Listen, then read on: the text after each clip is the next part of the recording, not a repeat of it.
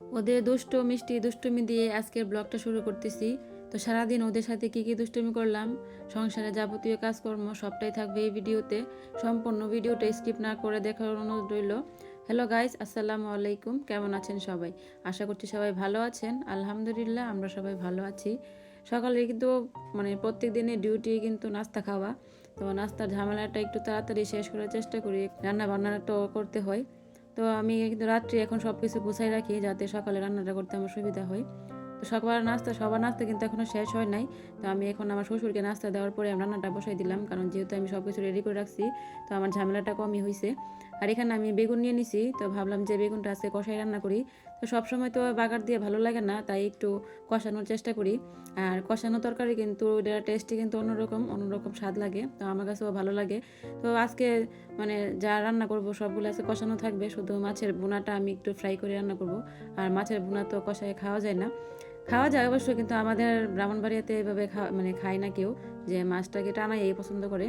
তো আমি একদিকে বেগুনের তরকারি বসাই দিচ্ছি আর এদিকে আমি মাছটা টানিয়ে ফেলতেছি এখন। তো একটু লাল লাল করে টানাইতেছিলাম, কারণ আজকে আমি এটাকে শুকনা একটু বোনা করব।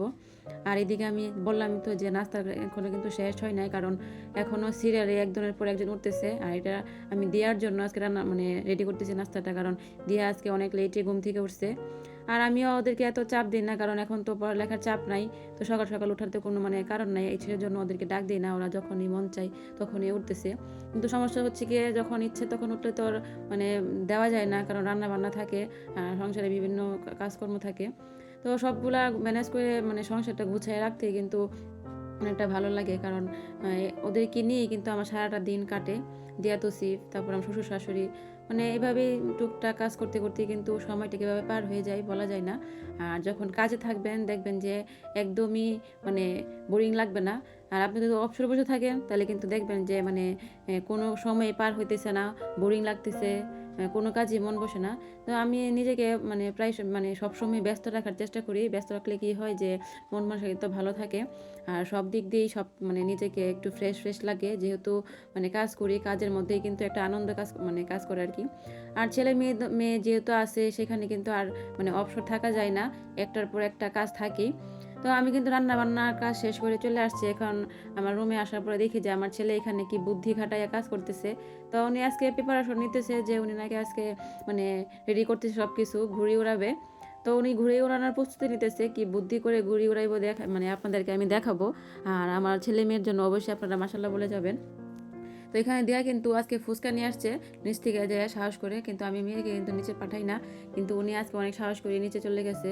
কিন্তু ওই ছেলেটা নিচে ছিল ফুচকাওয়ালাটা, তো ওরে আমি বলে দিয়েছিলাম, তো ওরে নিচে দিয়ে গেছে।